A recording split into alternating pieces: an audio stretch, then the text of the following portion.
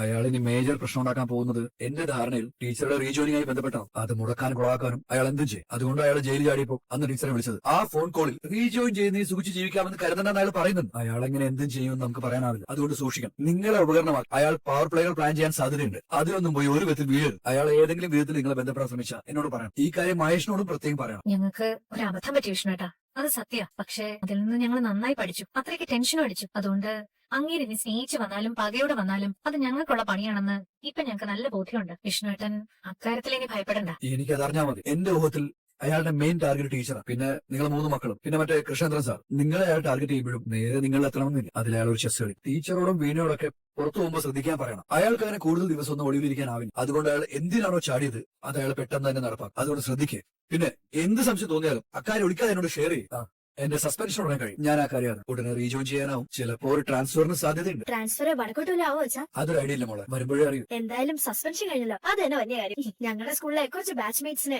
അച്ഛന്റെ സസ്പെൻഷന്റെ കാര്യം പറഞ്ഞ ട്രോളിലാണ് പണി. ഓഹോ, അച്ഛൻ ഉടനെ ജോയിൻ ചെയ്യുന്ന പറഞ്ഞാ ഇനി വാ തുറക്കിലാവുമാര്. ഞാൻ നിങ്ങളെ സ്കൂളിൽ കൊണ്ടാക്കാൻ വരുമ്പോ ആ ട്രോളന്മാരെ എനിക്കൊന്ന് കാണിച്ചാ ഞാൻ സംസാരിക്കാം. അയ്യോ, അതൊന്നും വേണ്ടച്ചാ. പിന്നെ അവന്മാർക്ക് അത് മതി, പേടിച്ച് പനി വരാൻ. പിന്നെ നമ്മുടെ സ്കൂളിൽ നിന്ന് അവന്മാര് ട്രാൻസ്ഫർ ആക്കി പോവുകയും ചെയ്യും. പാവങ്ങൾ കളിയാക്കി ജീവിച്ച് പോട്ടെച്ചാ. ആയിക്കോട്ടെ. അച്ഛമ്മയും കവിയും നല്ലൊരു ഉറക്കം കഴിഞ്ഞു. ഞാനും കിടക്കുക, അല്ലേ രാവിലെ വൈകും. ശരി. ഗുഡ് നൈറ്റ് അച്ഛാ. ഗുഡ് നൈറ്റ് അമ്മ. അയ്യോ അയ്യോ എന്നെ കൊല്ലല്ലേ, എന്നെ കൊല്ലല്ലേ. അയ്യോ പോലെ. അയ്യോ അയ്യോ എന്നെ കൊല്ലല്ലേ. അയ്യോ ഓടി വരണേ. അയ്യോ അയ്യോ അയ്യോ അയ്യോ ഒന്നും ചെയ്യല്ലേടാ, നിന്റെ പോറ്റുമാവനല്ലേടാ. ഞാൻ പാവാതെ. അയ്യോ ഇങ്ങോട്ട് നോക്കാൻ. ആഹാ, മോഹനായിരുന്നു. അയ്യോ ഞാനങ്ങ് പേടിച്ചു പോയി. എന്റെ ശേഷക്കാരനായിരിക്കുമെന്നാ ഞാൻ കരുതിയത്. ഈ ശേഷക്കാരനെയൊക്കെ ഇങ്ങനെ പേടിക്കണോ? കാരണം സ്ഥിരബുദ്ധിയില്ലെന്നൊക്കെ പറഞ്ഞാല് നമ്മൾ അവരെ പേടിക്കാതിരിക്കാനിപ്പോ. സന്തോഷമാകെ ഇളകി നടക്കുമല്ലയോ. അതെ, അവന് ഭയങ്കര കലിയാ. ഒരു കണക്കിന് ഞാൻ പെങ്ങളുടെ വീട്ടിൽ നിന്ന് ഇറങ്ങി ഇങ്ങ് പോന്നു. എന്നാലും അവന്റെ പേടി ഉള്ളി കിടപ്പുണ്ട്. മതി മതി, തന്റെ കുടുംബപുരാണോ ഓക്കെ. ആ തലയും കൊണ്ടോടും. ഇതെന്തിനാ ഇത്? ഒഴുകി തിന്നാ. അയ്യോ, താനേ ഇനി മുന്നോട്ടേക്കുള്ള വഴിയൊക്കെ കാണുന്നത് എനിക്ക് സേഫ് അല്ല. മതി മതി, കൂടുതൽ തമാശ കളിക്കലൊന്നും വേണ്ട. മിണ്ടാതോടെ ഇരുന്നോ, കേട്ടല്ലോ. അടങ്ങിയിരി. ഇതേത് സ്ഥലം? അടങ്ങി വാറോ കേളവ. കൂടുതൽ സംസാരമൊന്നും വേണ്ട. ഇതേത് സ്ഥലം? ഇതൊരു സ്ഥലം, അതൊന്നും താനറിയണ്ട. ഇനി ഞാനറിയാതെ ഇവിടുന്ന് പുറത്തേക്ക് പോയേക്കരുത്. എന്നാൽ എന്തിനാ മോഹനെ ഇങ്ങോട്ട് കൊണ്ടുവന്നത്? കൂട്ടത്തിൽ വിഷമുള്ള ഒന്നുകൂടി ഉണ്ടായിക്കോട്ടെ എന്ന് കരുതി. ശത്രുവിനെ വീഴ്ത്താൻ ശത്രുവിന്റെ മിത്രമാക്കണം എന്നല്ലേ പ്രമാണം. കുറച്ച് കണക്ക് തീർത്ത് പോവാനും എല്ലാം തൃപ്തിയായി തീർത്തു വെച്ചിട്ട് വേണം പോവാൻ. ആ സരസ്വതിയെ തീർക്കാനല്ലേ? നല്ല കാര്യം. ആ സ്ത്രീ എന്നെ സ്റ്റേഷനിൽ വെച്ച് കാരണം അടിച്ചു പൊളിച്ചിട്ടുണ്ട്. അന്ന് എനിക്ക് മനസ്സിലായി നിങ്ങൾ ആ സാധു അവന് ഭയങ്കരയാണ്. അവൾ എനിക്കിട്ട് നന്നായി പണി തന്നെ ജയിലില്ല. അതിന് മേലൊരു പണി പണിയാനാ 22 അടി പൊക്കമുള്ള മതിലും ചാടി മോഹൻ ഇവിടെ വന്ന് നിൽക്കുന്നത്. നമുക്ക് പണി തന്നവരെ ഒന്നും വെറുതെ വിടരുത്. ആര് വിടുന്നു? എന്നെ വെടക്കാക്കി ജയിലിലാക്കി മറ്റേ വാദ്യാരുടെ ഒപ്പം പൊറുതി തുടങ്ങാനാ അവളുടെ പ്ലാൻ. എല്ലാം ഞാൻ സാധിച്ചു കൊടുക്കുന്നുണ്ട്. ഉടായ്പകളെ വെച്ച് പൊറപ്പിക്കരുത് മോഹന. പച്ചയ്ക്ക് കൊളുത്തിയിട്ട് ഈ മോഹൻ പോകും. അതുകൊണ്ട് തന്റെ ശേഷക്കാരൻ എന്ത് പറ്റിയതാ?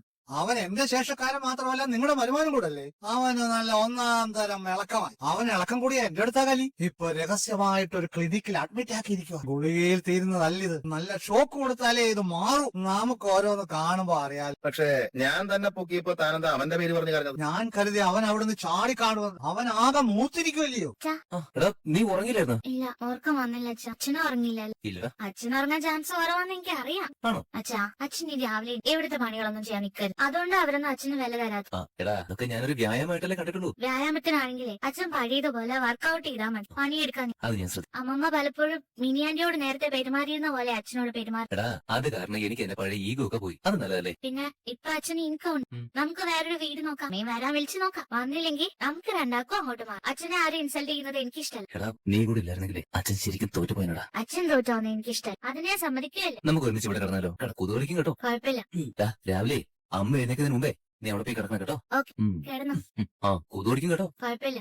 ഏട്ടാ, പക്ഷേ എന്നെ മേരിക്കുട്ടി ടീച്ചർ വിളിച്ചാൽ സ്കൂളിൽ പോവാൻ നീ മടിച്ചിരിക്കാന്ന് പറഞ്ഞു. മടിച്ചിട്ടല്ല ഏട്ടാ, ആ മോഹൻ തന്നെ ജോയിൻ ചെയ്യിക്കില്ല എന്ന് ഭീഷണി പറയുമല്ലേ. അവനാണോ കൊച്ചെ നിന്നെ അവിടെ ചേർക്കുന്ന ആഫീസർ? അവനോട് പോവാൻ എന്റെ ഒപ്പം സ്കൂളിൽ പോകുന്ന സരസുവിനെ തടയാൻ അവൻ വളർന്നോന്ന് എനിക്കൊന്ന് കാണണം.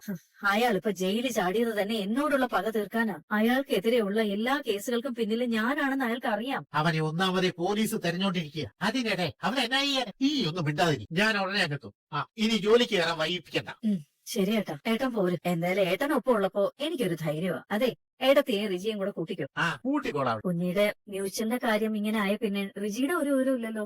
അതിനെ അവനൊന്ന് ഇംഗ്ലീഷ് പറഞ്ഞായിരുന്നല്ലോ. ആ കൂളിംഗ് ഓഫ് പീരീഡ്. ആ അത് തന്നെ അത് തന്നെ. അത് തീരാൻ നോക്കി. ഇപ്പോ പുലർച്ചെ പറമ്പലൊക്കെ പോകും. വെയിൽ ഇറക്കി വരെ പണി. രാത്രി വൈകി ഇരുന്ന് സർക്കാർ ചെയ്താൽ പാടുത്തോ. ഓ ആഹാ, അതിന്റെ കാര്യം ശിവരമേട്ടന് മനസ്സിലായോ? മനസ്സിലാകാതിരിക്കാൻ ഞാൻ ഒരു പുളുമ്പാനൊന്നും അല്ലോടി. ഞാനും ഒക്കെ കാണുമല്ലേ. സ്വയം ആഗ്രഹിക്കുന്ന ജീവിതം കിട്ടുന്നതിനല്ലേ വലിയ കാര്യം. അറിയേട്ടാ. ആ വരും പോലെ വരും. അതെ ഏട്ടാ, റിജിക്ക് ജീവിതത്തിൽ നല്ലതേ വരും. എനിക്ക് ഉറപ്പുണ്ട്. ആ. ഏട്ടനെ പോലെ അവൻ എന്റെ കൂടെ അത്രയ്ക്ക് നിന്നിട്ടുണ്ട്. ആ പിന്നെ സ്കൂളിൽ ചേരുന്നത് കൃഷ്ണേന്ദ്രൻ സാറിനോട് ഒന്ന് പറഞ്ഞേക്കണേ. ആ അത് ഉറപ്പായും പറയാട്ടാ. ആ അപ്പോഴേ ഞാൻ വിളിച്ചിട്ടാ. ശരി ഏട്ടാ. ആ.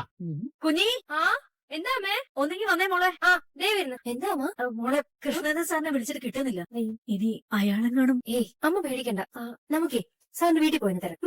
സന്തോഷേ സന്തോഷേ ഇവരിത് എവിടെ പോയി? സന്തോഷേ മോനെ, സന്തോഷേ ചേട്ടാ, ഒരു പയ്യൻ ഇതുവഴി പോകുന്ന കണ്ടായിരുന്നു. പയ്യന് ഇല്ല, ഞാൻ കണ്ടില്ല.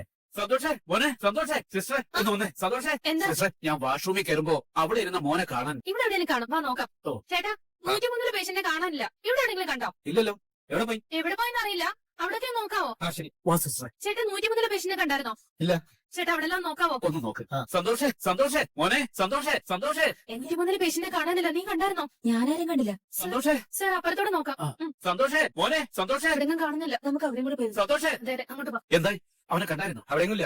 നിങ്ങൾ ഡോക്ടറോട് ഈ വിവരമൊന്നും പറഞ്ഞേക്കണേ. പറഞ്ഞേക്കാം സിസ്റ്ററെ, നിങ്ങൾ അവിടെ ഒന്നുകൂടി നോക്ക്. ആ ശരി ശരി വാ. ശരി ചെല്ല്. നമുക്ക് ഇപ്പൊ തന്നെ പോലീസിൽ ഇൻഫോം ചെയ്യാം. ശിവനിത് എവിടെ പോയി? ഹലോ മണി. വരുമ്പോ ഞാൻ ഭക്ഷണം എടുത്തോളാം. ഓ മണി. കുഞ്ഞുട്ടൻ എങ്ങനെ മിണ്ടാതിരിക്കുന്നുണ്ടോ? ഓ, ഒരു അബദ്ധം പറ്റി. എന്താ പറ്റും?